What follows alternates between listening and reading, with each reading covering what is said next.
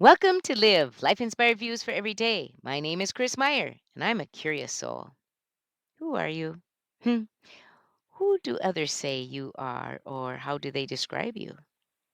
Those questions remind me of something my dad taught me years ago, and for some reason I memorized it and never forgot. Are you ready? And Jesus said to them, "Who do you say that I am?" And they replied, "You are the eschatological manifestation of the ground of our being, the kerygma in which we find the ultimate of our interpersonal relationships." And Jesus said, "Huh?" That's sort of a silly intro, but I couldn't resist. So, who do others describe you as, and does it match how you would describe yourself? Would you say, "Huh?" to someone's description of you? On Easter, my sister Deb and brother in law Wayne invited a couple to join our family for Easter dinner. We found their guests, Gordon and Nancy, to be so interesting. Both are authors. Gordon has also taught English for many years and had been a nuclear tech in the Army. He'd grown up on a farm and lived on one while teaching. Wayne told me that one day he asked Gordon, "What do I say to describe what you do?" Gordon replied, "Farmer."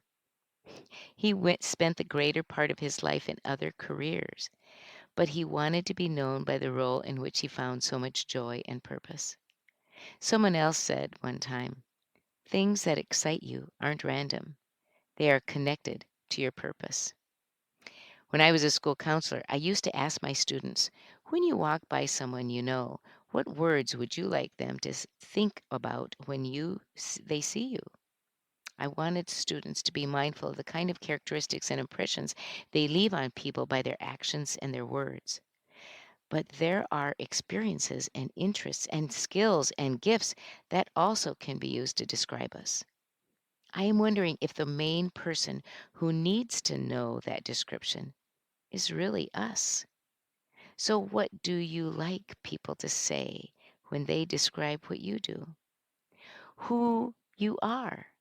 Gordon was a farmer in his heart, not necessarily in his practice or part of his vocation anymore, but to him, he is still a farmer. Rumi said, "What you seek is seeking you." My good friend Paul Jacobson shared a quote which informs much of narrative therapy. It says, "What is the story you tell yourself about who you are?" His professor, Dr. Kate Hudson, added, "What would it be like to tell yourself a different story?" We often live by the stories with which others have labeled us. Our country has been enthralled with the story of Caitlin Clark, the fantastic Iowa women's basketball player. People are telling her the story of who she is by what she does so well. However, this wise young woman and her family continually remind those telling her story that she is more than her skills on the court. She is all about living in relationship with others and lifting up those around her. That's the story I've watched her tell and become. Many of you know the stories you have etched in your mind by people who were not so kind and supportive of you. Some of you have had traumatic experiences of being told stories that tear at the very fabric of your being. I know and believe that we can restore our journey. We can rewrite our story to one we can live with. One of my favorite children's books is The Story of Ferdinand by Monroe Leaf. The story describes a little bull calf who did not like to run, jump, and butt heads with the other little bull calves. All he wanted to do was to smell the flowers. One day, when he was grown, he went to sit by the flowers. But he sat on a bumblebee instead, which sent him snorting, pawing wildly, and running around the field savagely. Some nearby men saw this spectacle and took Ferdinand to Madrid to fight in the bullfights. Everyone came to watch the ferocious bull. When at last Ferdinand came into the ring, instead of snorting and running toward the matador, he suddenly smelled the fragrant flowers in the hair of the beautiful women and sat down to smell them. They took Ferdinand back to the field, where he spent his days happily smelling the flowers. Ferdinand didn't allow others to choose his narrative, his story. He could have been famous doing something he did not like to do or even though he was good at it.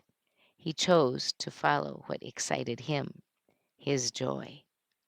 Are you following your joy? Are you defining yourself by your joy? Are you telling yourself the story of you that is really the one you want to live by? If not, change the story. How? Start by telling it over and over to yourself. Then, when someone asks you to tell something about yourself, you will be ready. When our daughter Maria was little, she felt everyone thought she was going to be just like me, extroverted and full of enthusiasm. They were choosing her story, and it was not the one she wanted as her story. She has learned to live by her own story, and for that we are so grateful. This week, on your bathroom mirror, write, what is the story I tell myself about who I am? Join me next Monday for Live, Life Inspired Views for Every Day. I'm Chris Meyer, and I'm a curious soul.